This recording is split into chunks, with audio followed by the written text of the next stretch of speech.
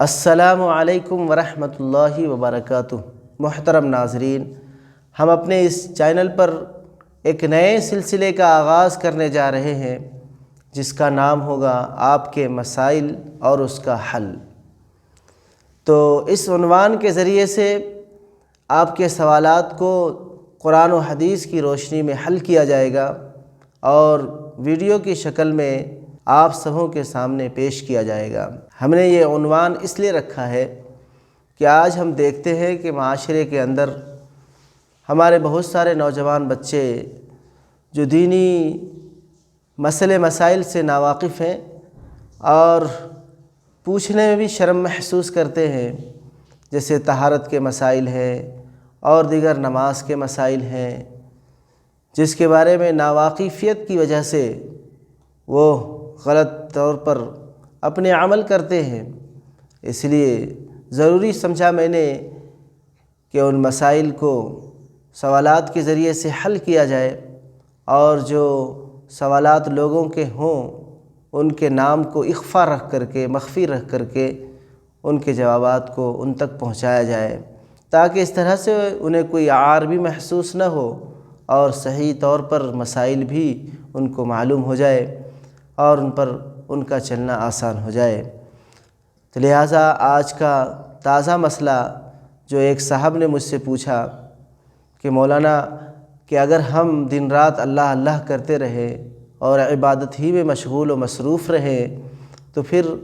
ہماری دنیاوی زندگی کا کیا ہوگا؟ ہم اپنے بال بچوں کو کس طرح سے پرورش کریں گے اور ہم کس طرح سے اپنے گھر کو چلائیں گے؟ تو اس طرح سے انہوں نے سوال کیا، یعنی ان کے سوال کرنے کا مقصد یہ تھا کہ ہم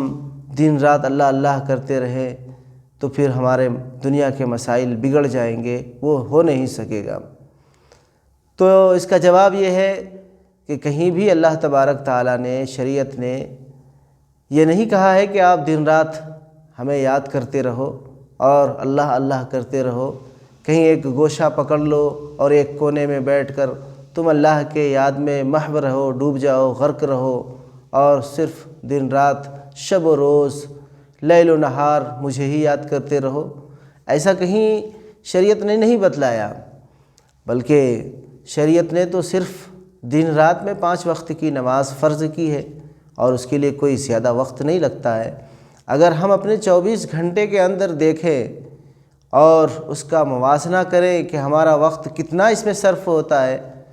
تو زیادہ سے زیادہ اگر ہر وقت میں 10 منٹ بھی نکال لیتے ہیں نماز کے لیے تو 50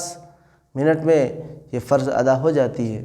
تو 24 گھنٹے میں مان لیا جائے کہ 1 گھنٹہ اللہ تبارک تعالیٰ نے مانگا ہے اور 23 گھنٹہ تو ہمارے لیے ہے۔ تو 23 گھنٹے میں ہم دنیا کے جو بھی ہمارے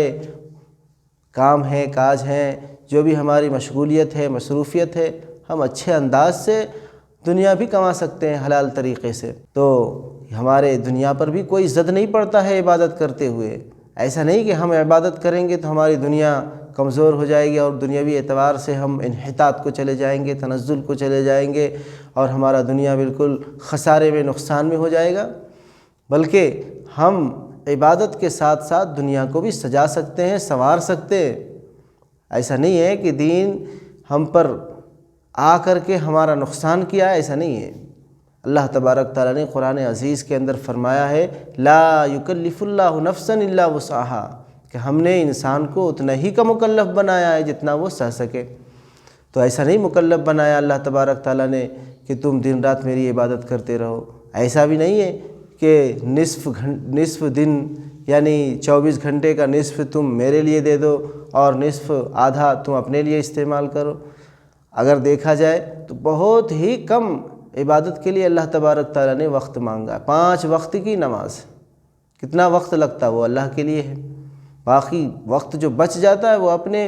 دنیا کی کمانے میں جو جائز طریقے سے ہے وہ لگانا چاہیے۔ تو شریعت نے ایسا کہیں ہم پر یہ لازم نہیں کیا ہے کہ آپ دن رات اللہ اللہ کرتے رہو، بلکہ جس نے اپنے اوپر ایسی چیزیں لازم کر لی ہے کہ ہمیں دن رات اللہ اللہ کرنا ہے تو شریعت نے اس کی ہمت افزائی نہیں کی ہے بلکہ اس کی ہمت کو توڑا ہے۔ چنانچہ حدیث میں آتا ہے، حضرت انس رضی اللہ تعالیٰ عنہ سے روایت ہے کہ چند صحابہ ازواج مطہرات میں سے کسی کے پاس آئے اور انہوں نے آپ صلی اللہ علیہ وسلم کے اعمال کے بارے میں پوچھا، یعنی رات کے اعمال آپ صلی اللہ علیہ وسلم کے کیا ہیں، وہ کس طرح سے عمل کرتے ہیں، تو ازواج مطہرات نے بتایا آپ صلی اللہ علیہ وسلم اس طرح سے عمل کرتے ہیں، اس طرح سے عمل کرتے ہیں، یعنی آپ صلی اللہ علیہ وسلم جو رات میں اعمال کرتے تھے، نوافل وغیرہ پڑھا کرتے تھے، ان کے بارے میں بتلایا۔ جب آپ صلی اللہ علیہ وسلم کے اعمال ان سبوں کے سامنے آئے تو انہوں نے آپ صلی اللہ علیہ وسلم کے اعمال کے سامنے اپنے اعمال کو بڑا حقیر سمجھا، کمتر سمجھا کہ میں تو کچھ بھی نہیں ہوں۔ آپ صلی اللہ علیہ وسلم اتنے بڑے مرتبے پر فائز ہونے کے بعد بھی اتنی عبادت کرتے ہیں، اور ہم لوگ کیا ہیں، ہم لوگ تو کچھ بھی نہیں، پھر بھی اتنی عبادت نہیں کریں تو پھر کیسا کام چلے گا، کس طرح سے ہمارا فائدہ ہوگا، ہم تو گھاٹے میں چلے جائیں گے، نقصان اٹھا لیں گے۔ اس لیے انہوں نے اپنے ہی فیصلہ کر لیا۔ ان میں سے ایک نے کہا کہ ہم رات بھر عبادت کریں گے، کبھی سوئیں گے ہی نہیں، اور دوسرے نے یہ کہا کہ ہم دن میں ہمیشہ روزہ رکھیں گے، کبھی افطار ہی نہیں کریں گے، یعنی ہمیشہ سال بھر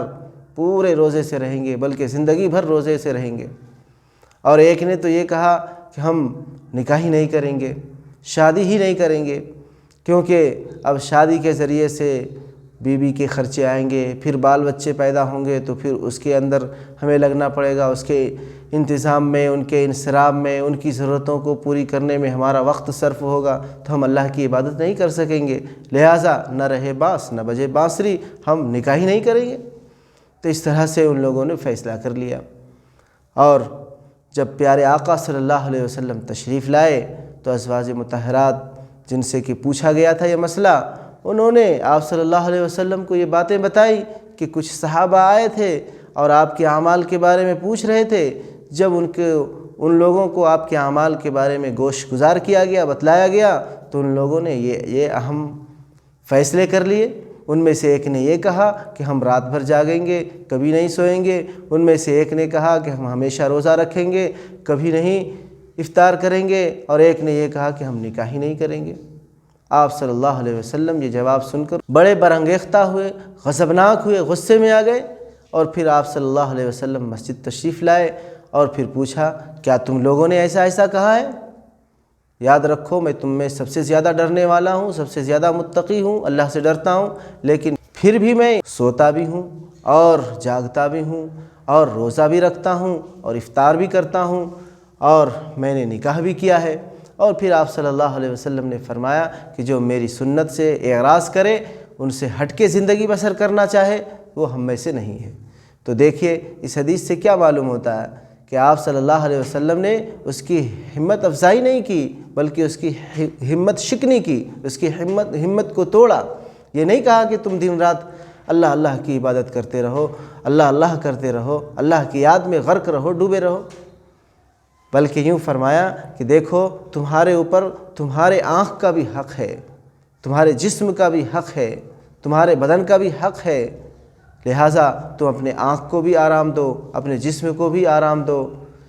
یہ نہیں کہا کہ بالکل اپنے اوپر مشقت کو لازم کر لو اور اللہ کی یاد میں ڈوبے رہو۔ تو اس طرح کے جو سوال کرتے ہیں محترم ناظرین، وہ سمجھیے ایک تو علم سے ناواقفیت کی وجہ سے ہوتی ہے کہ ہم نے شریعت کو اچھی طرح سے جانا نہیں، اور اس طرح سے سمجھ لیتے ہیں کہ شریعت ہم پر ایسے ایسے احکامات لازم کرتے، تو شریعت نے ایسا احکام نافذ نہیں کیا جس سے ہمارا نقصان ہو، بلکہ حدیث میں تو یوں آتا ہے الدین یسر، دین آسان ہے، دین پر چلنا بالکل آسان ہے۔ اگر ہم چاہیں تو ہمارا کوئی بھی اس سے نقصان نہیں ہوتا ہے، بلکہ اگر ہم دین کے ساتھ دنیا کو لے کے چلیں تو ہم نقصان والے نہیں بلکہ فائدہ اٹھانے والے ہوں گے، اور ہماری چیزوں کے اندر برکتیں ہوں گی، اور ہمیں دیکھنے میں بھی محسوس ہوگا کہ ہماری چیزوں کے اندر برکتیں ہو رہی۔ اور اگر اس کے اپوزٹ، اس کے برعکس کوئی کرے تو وہ چاہے دنیا میں پورے وقت کو لگا دے لیکن اسے نفع نہیں مل سکتا، وہ دنیا کما کر بھی ہمیشہ لاچار جیسا محسوس ہوگا اور اس کو دلی اور قلبی سکون میسر نہیں ہوگی۔ لیکن آپ اگر دیکھیں دین کے ساتھ اگر دنیا آپ تھوڑا بھی کما لیتے ہیں تو اس تھوڑے کے اندر اللہ تبارک تعالیٰ آپ کو قناعت نصیب فرماتے ہیں اور دلی اور قلبی سکون نصیب فرماتے ہیں، ذہنی تناؤ سے دور ہو جاتے ہیں اور ذہنی سکون بھی اللہ تبارک تعالیٰ نصیب فرماتے ہیں۔ اس وجہ سے جو حضرات ایسے سوال کرتے ہیں تو وہ دین کی چیزوں سے ناواقف ہونے کی وجہ سے اور شرعی طور پر جو علم ہے وہ ناواقفیت کی وجہ سے اس طرح سے سوال کر لیتے ہیں، بلکہ میں تو یوں کہتا ہوں کہ وہ یہ کہہ کر کے اور یہ پوچھ کر کے اپنے دامن کو اللہ کی عبادت سے جھٹکنا چاہتے ہیں، بلکہ وہ اپنی کاہلی اور سستی کا ثبوت دینا چاہتے ہیں۔ ان کے پاس دنیا کے لیے پورے وقت ہے اور اللہ کے لیے تھوڑا بھی وقت نہیں ہے، حالانکہ اللہ تبارک تعالیٰ نے پورے وقت نہیں مانگا ہے اپنی عبادت کے لیے، بس 24 گھنٹے میں تھوڑی دیر اللہ کی عبادت کر لو۔ دن رات میں 5 وقت کی نماز ہے، رمضان کا مہینہ آتا ہے تو 1 مہینے کا روزہ ہے، اور حج اور زکوٰۃ یہ تو عام انسانوں پر فرض ہی نہیں ہے،